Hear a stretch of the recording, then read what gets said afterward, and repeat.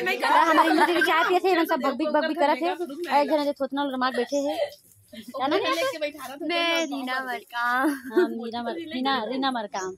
ये हमारे दीदी चाय देवा थे सब झला, और वो दो बने मुंह धोआ थे, दो बने हगेल गिरी सब बिचे। कौन गया यार वहाँ? सब हंसी बजा। तुम निकलता तो नहीं निकला, भाई डाल ले सेफ्टी के लिए। कौन कौन पूछ रहे हो? आओ गजपाल जी, ए भाई कुछ बोल बे? बस चाय चुस्की लेते रहिए। बस चाय के मजा लेते भाई, सुबह सुबह लगा। अच्छा चाय में अदरक कितना अच्छा डले ना। ये हमारे विनोद सर तबला मास्टर, और गाय के बहुत ज्यादा चस्का लगते है। अब बेचारा बजाते तो गाय कहाँ ला है ना, तो कुछ बोल देगा।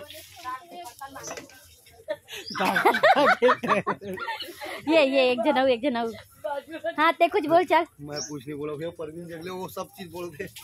परवीन आवन दे ओदे मुंह धोल गए, मुंह धोए बार ओदे आन दे, ओकर बाद पूछबो ठीक है। से एक बारी हो रखत है।